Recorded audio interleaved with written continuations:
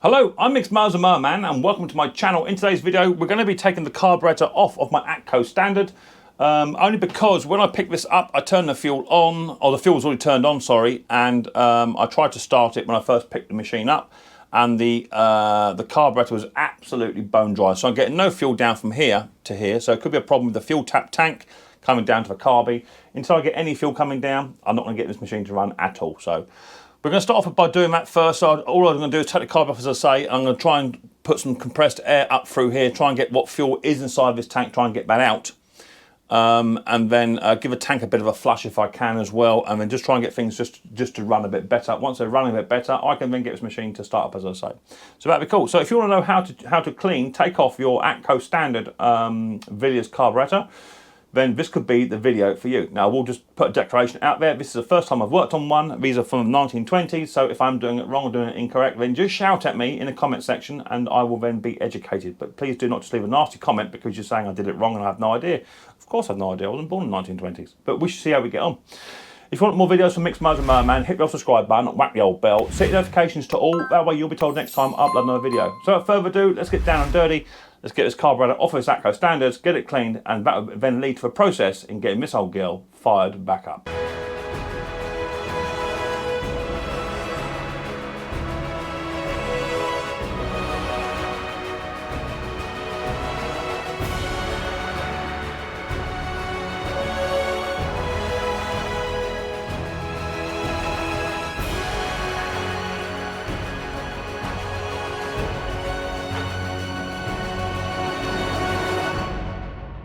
Right, time to break out the old Whitworth stuff and adjustables, because none of this would be modern stuff, so this will all be old stuff here. So I was very lucky, my friend Pete Froud, he gave me a really nice set of Whitworth sockets, complete set, which were his granddad's. Yeah, 2 sets. I didn't want to take them, but he said, take them, yeah, you're silly. So I did take them, and so Pete, this is for you, mate, first time these have been used. So I've got a little tiny nut there to remove off. The good thing is with this older stuff is nothing was ever done up with an impact or people were hanging on it, so that's nice to see. So take that off. That should loosen that carby up. He says, yeah, it goes, it is loose. I'm going to take the air filter off as well. Good thing with these little tiny Atcos is you get a little toolbox on the back of it, or you put all your bits and pieces in there. So you have to do a carburetor clean out in the field. You can put all your tools in there, but modern technology has moved on. I've got a magnet tray, so we'll put more on the magnet tray for now. Let's put all the bits and bobs in there so we don't lose nothing. I want to take off my fuel tap there, so I might just get a little tiny adjustable out for that. A little tiny fuel line.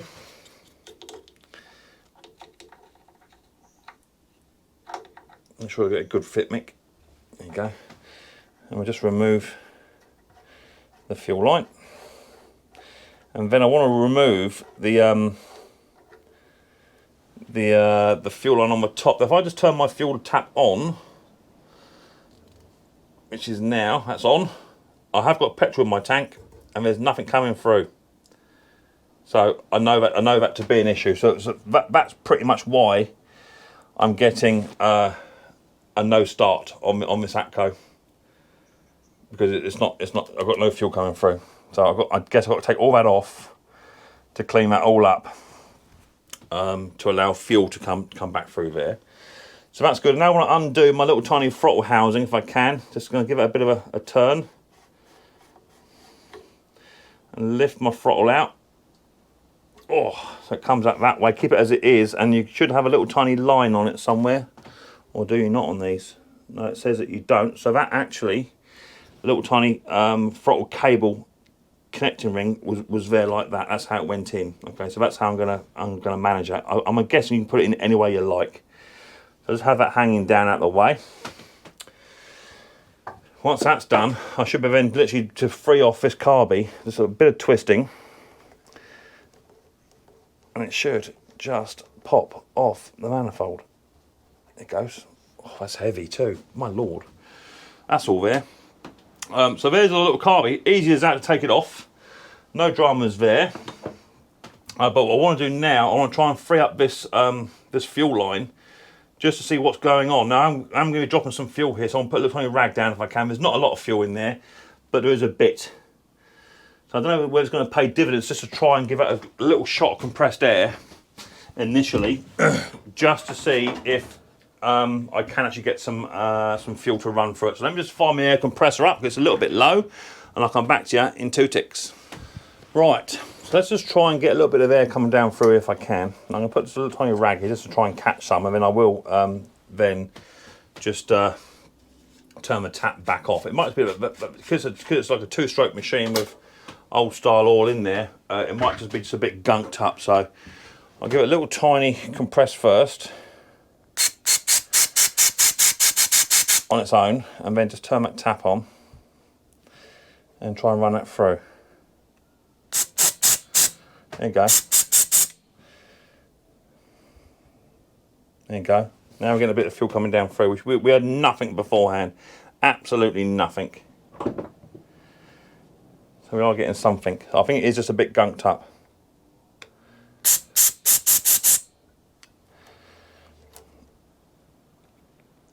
I think it wants taking off and putting in the cleaner.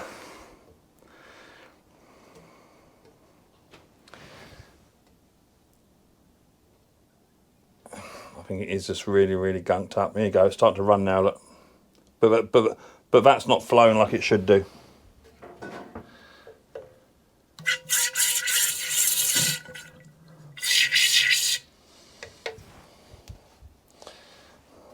Yeah, that's going to need to be taken off. Oh, it stinks. Taken off of here and then run down. So I'm getting some come down through, but not a great deal. So I think it is well dirty. Well dirty Bertie.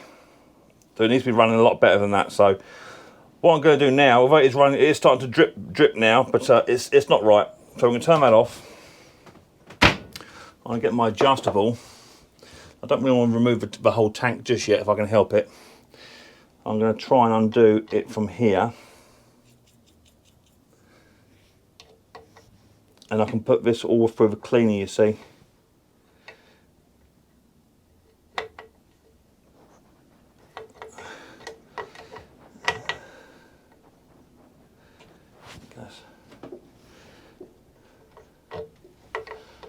I might take this off of here first as well, because that way I can just move a tap on its own. I know it's going to happen otherwise I ain't careful.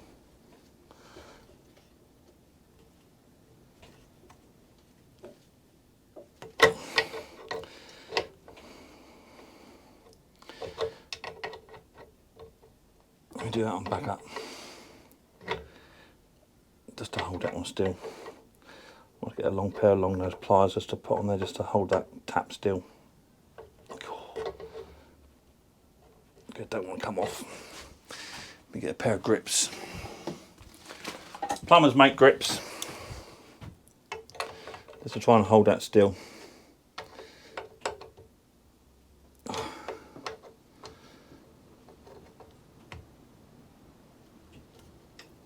God, my word, who's done that up?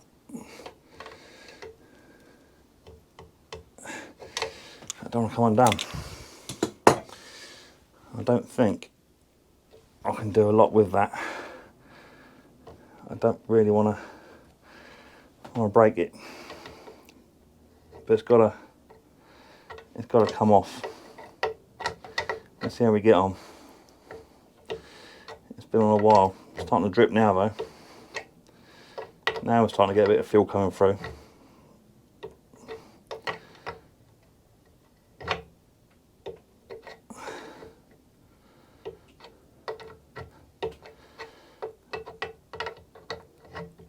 I'm not worried about the fuel I'm losing. Okay, up on the bench, little tiny carburetor off of my Atco Standard. Going to do just a standard carburetor cleaner. Looking at this straight away, there's not a great deal involved in it, to be fair, by the looks of it. It doesn't look like there's a great deal there. So I won't know until I actually get involved in it and have a little look at it and take it apart. So let's put some gloves on, because we all know I like latex. Let's put some gloves on. And we'll start to dissect this little carby. I'm guessing there's not going to be a lot in there, okay? Let's have a little look then. Undo that. Come on, baby, you want to undo? How you do? There you go. Right, undo that. That off comes a little tiny retaining nut there. A bit dirty in there, that bit dirty birdie in there. So that should just slide off now, Mick, I'm saying. Yeah, there you go. So here's the float assembly. That just comes off. The float looked to be in good condition. A bit dirty. And then you've got a little tiny needle seat operation here going on underneath here. So this is very, very similar to the one that I did on my Atco Kickstart. In relation to, on my Atco Kickstart, there was a little tiny screw that went in just in there on the Atco Kickstart, but doesn't appear to be one on here.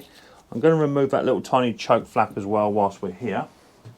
So I'm guessing that little tiny brass seat, it may just literally, brass tube might just slide straight up there. Let's remove that little tiny screw here. We'll take that O-ring off as well. Let's take that off.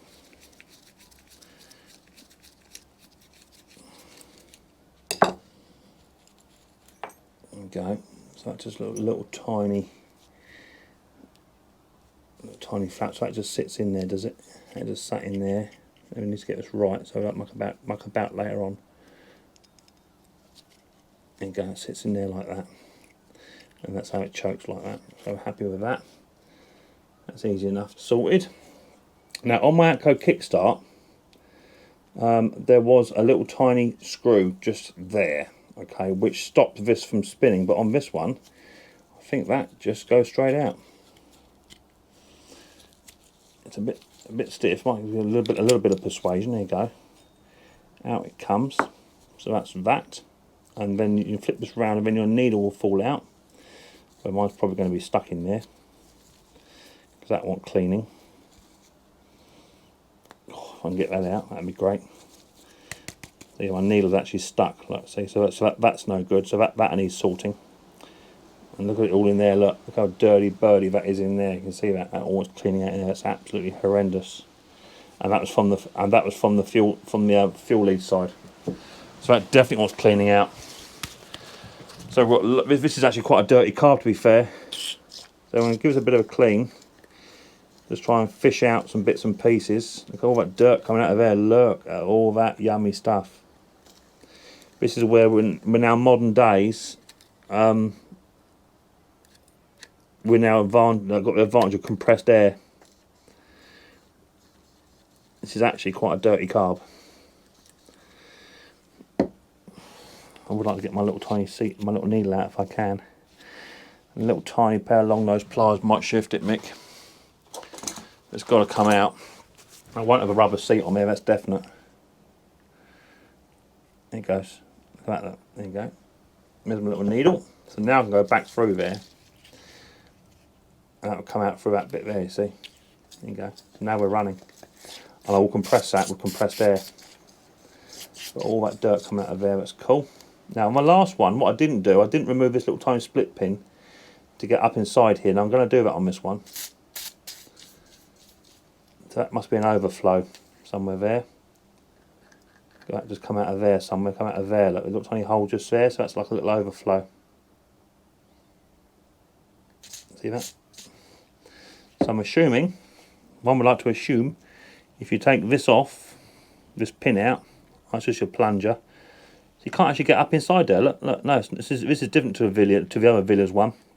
So that split pin is your twiddler, your fiddler, your primer, your tickler, whatever you want to call it. So on the other Villiers one, that had a separate gasket on there, but these ones don't have that. So I'm not actually seeing anything else in here that would tell me I need to take that apart. Nothing at all. So what I'm going to do with this now, that's going to go in my ultrasonic cleaner, okay?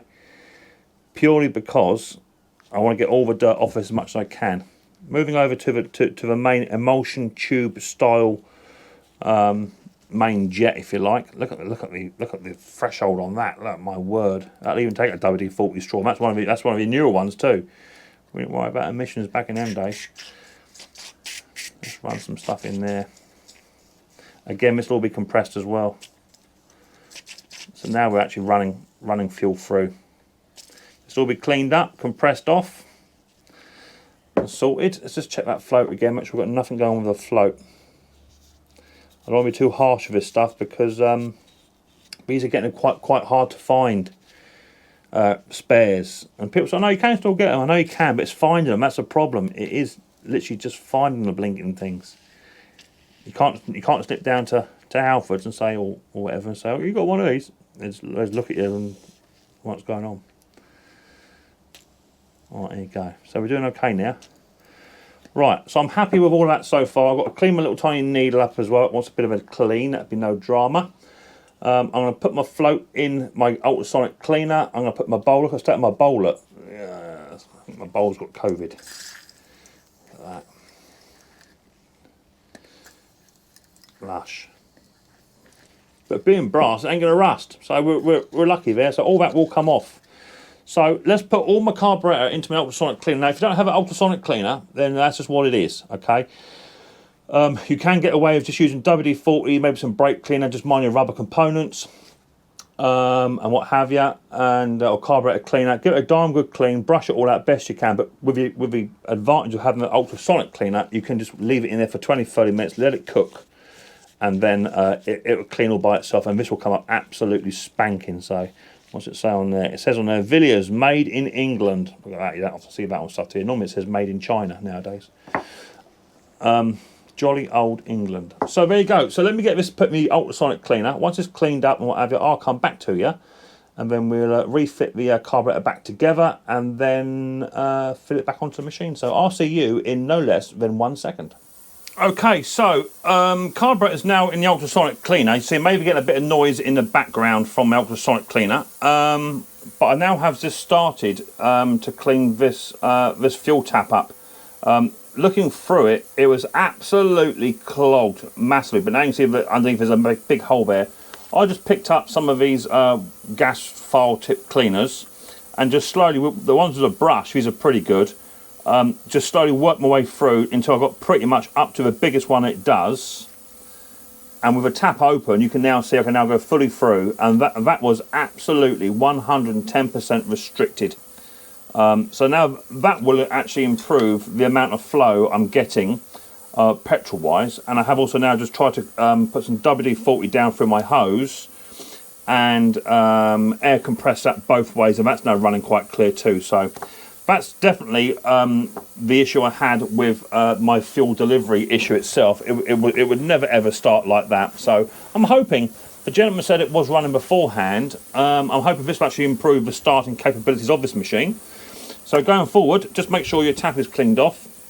And one thing you can do is, if you're going to store these machines, if you're not going to use like an Aspen fuel, something like that, it would pay to disconnect it from the bottom of the tap, and then just run all your fuel out and leave the tap open so it all dries out and it's all clean. So that's the fuel tap now done. I'm just waiting for the carburetor now to finish. It's got about another 15 minutes. I'm doing 20 minutes each side. Let me take it over to go and see that. Oh. So that's actually now inside the cleaner. I don't know if you're going to get any noise interference. I'm not quite sure. We should see. But inside here, there's my carburetor inside there. So I'm running at 60 degrees for about another 10 minutes. And then we get that carburetor out and get it all cleaned up and put back together. Okay, so carburetor is now out of the cleaner. It didn't do fantastic. I think a lot of it is because a lot of it's just grime and stuff on here, but that's actually rust pitting. But come on, 1920s guys, always remember 1920s. So it does look much better than what it was. A lot cleaner inside here, so I'm happy with it. What I might do is get some paint strip and take this paint off of here. It has been painted, but it looks a bit better than what it was. So let's put it back together. So the first thing you want to do is get your needle, and your needle goes in through there like so and just sits in there, and then that arm must go over first before you put your emulsion tube bit in. If you put it in afterwards, you're never ever, when it goes all the way up, you're never ever going to get that to go over the top, okay? So make sure that your needle arm is over, and then pop in your valve, and it must go, there will be a cutout. See this hole here on the front? That little hole there has got to correspond with this hole here, okay? And that's how it goes down. Now you might put a bit of WD-40 in there just to assist it in, because this has now been a bit dry. I'm just going to get a screwdriver. I'm just going to push that all the way down. That's gone down now. And then you see inside here, see how that sits inside there like that? Yeah? And it sits down lovely just like that. And that's where it wants to sit there. Okay? So that's in. And now we want to put our little tiny float on. Make sure your needle is in place. You can now put your float in, like so. And then we can then put a bowl on top, like so. Oh, I mustn't forget our little tiny rubber O-ring, which I might have to find a new one. That's a bit old, but it should do job, hopefully. I'm just going to sit down like that. Push it all down. That's it. Push that down. And then get your fibre washer. And then what I'm going to do is just want to clean this out here. It's just a little bit gummy from where it's been sat there. Just want to clean this little tiny nut off. This is just the bottom part of the nut. So I'm going to get my air compressor, give that a little blowout, because that's where all that sediment's going to sit. So that needs to be really, really clean, guys. So what I'm going to do is just going to start this off. There's a little tiny dink in that carb just there. I might have to get a Dremel on that at some point just to tidy that up. And now we can just do this up. Just kiss it down to begin with. And all you want to do is make sure that this rubber gasket O-ring is actually going to be sat on top, so it actually seals. It looks good there, so we're going to go with that. But I may have to come back if we get a carburetor leak, because it's not a brilliant gasket. It's a bit hard, so I might have to get another gasket for that. I dare say you can just get them a choice of gaskets off the line just to fit that. If you took the inside diameter of that, you'd be able to find one of those. I might even have something in my drawer that would work. So I'm going to screw that down and just nick it up, just so it's nice and snug. I'm not worried about it being excessively tight. Just nice and snug. Good. That all seems to be in place. We can now insert our choke, which is this way. And it's got to sit. Only sit in one way, because the way it's cut like that. So that bit there. Sit that in, and then you've got a little tiny flat-headed screw to go in. It's going to be a bit fiddly.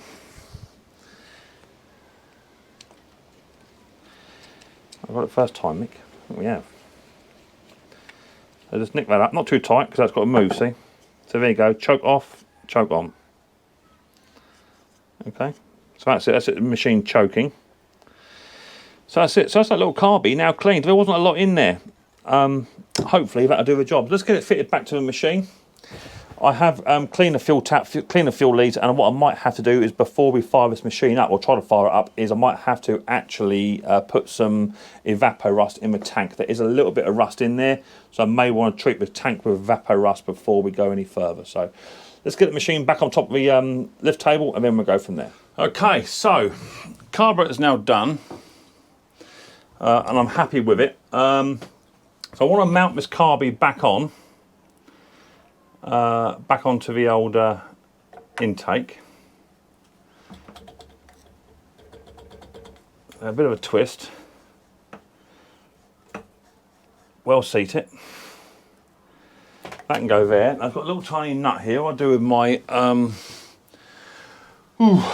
my magnet tray. Here it is. So I want my little tiny nut and the air filter to go on. All the air filter galls.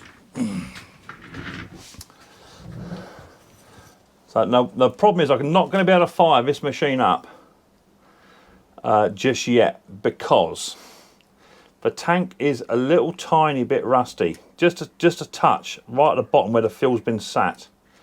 So I'm going to treat it with some stuff I've got. It's called Evapor Rust. It's really good stuff. It's not aggressive, so I'm not worried about any of the brass fittings and fixtures. Not worried about any of that. That'll all be fine. Let me try and just fit that air box back on there. There's a bit of a nick in these threads. These threads are not brilliant. Come on, baby, only get Ooh. I might have to give it a bit more of a clean. I don't want to go on there. There's a bit of a crack in that thread there, so that's a shame. Just over the years where it's been taken on and off. I'll get it to go eventually. I'm not going to sit here for 10 minutes waiting for you guys to watch me do it. You can sit there for now. But what I want to do, I just want to literally have that tap there. I'm going to turn my tap on my tank, and I'm going to run a little bit of evapor rust just through the tank and through the lines. Where's me evapor rust? Because it's really, really, really good stuff for de-rusting. Now, the best results for this evapor rust, you have to leave it over 24 hours or 24 hours thereabouts. Okay, it's really good stuff. Here it is here, evapor rust. It's not that expensive, and you can reuse it, which is good. So I'm going to turn my tap off actually, because I want to test to see if my fuel tap's now working. I just want to put a little tiny bit of evapor rust in. Let's put that in the top. We might get a few leaks now because I have taken a few bits off, obviously. Let's just put a bit in, just to see how we get on. So no leaks as of yet. But now what I want to do is just see if actually this fuel tap now works, just by releasing some of the evapor rust out. Yeah, there you go, lovely big flow, look at that. That's a lovely flow. So we've got plenty of fuel flow now, which we've never had before. So I'm now going to fill up this tank to about halfway with the evapor rust, just so it goes above the corrosion mark that's actually inside the tank. Now, it's non-flammable, this stuff. You can actually throw it into water courses and what have you, into your drainage system to get rid of it, because it's completely environmentally friendly. So it is good stuff to use. Let's have a quick look inside the tank. So that's actually about halfway up. That's lovely for me. So I'm going to leave my my connection off just in case I crack a leak during the night. And I've only put about 1/4 of a litre inside the tank. But by tomorrow, I can then drain all that out.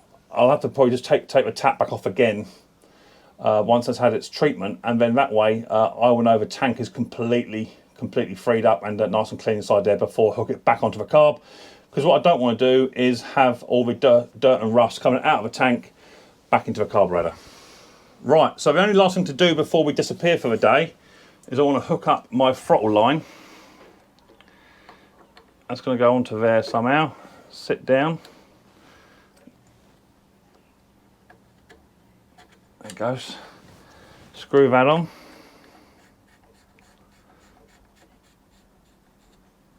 That's good.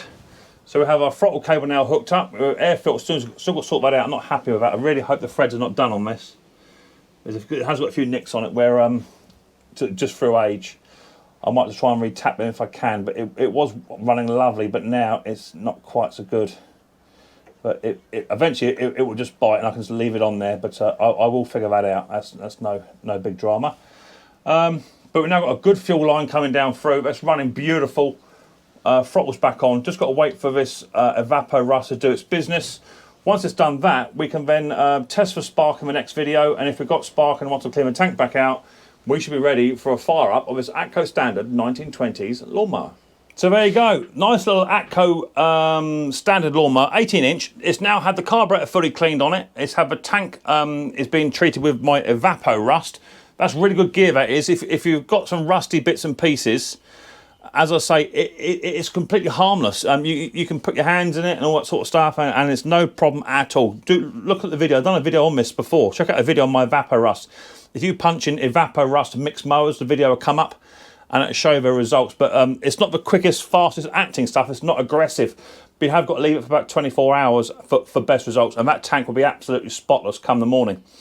So that's good. So carburetor clean done. The fuel line has been cleaned and the fuel tap. That was the biggest issue on this machine, was I was getting no fuel delivery, and now I'm getting a fuel delivery. There should be no reason, if I've got spark on this machine, why the machine should not at least fire up. I'm really excited to see this 1920s Atco Standard fire up. Apparently it was fired last month, apparently, but that would have been quite hard to do with the fuel tap the way it was. But hey ho, I'm not saying the person was not telling the truth, but you know, I would have found it to be very, very hard unless I had an external tank. But that was quite gummed up there. That was really, really blocked. So now it's completely opened up. There must be about a 3mm gap in that fuel tap, and now we're getting a massive amount of fuel. And that should be brilliant. That should really, really help this machine fire up. So I'm super, super excited. 1920s Atco Standard lawnmower. That is now, as long as we have a spark, we should be good to go and get this old girl fired back up. And I really, really can't wait to see it. If you've got any tips and tricks for me with regards to Atco Standard, then please feel free to leave me a comment. I really, really do appreciate it. I'm uneducated when it comes to the Atco Standard in this respect. I've never ever worked on one. I've seen a few before in shows and what have you, but never had one on my own.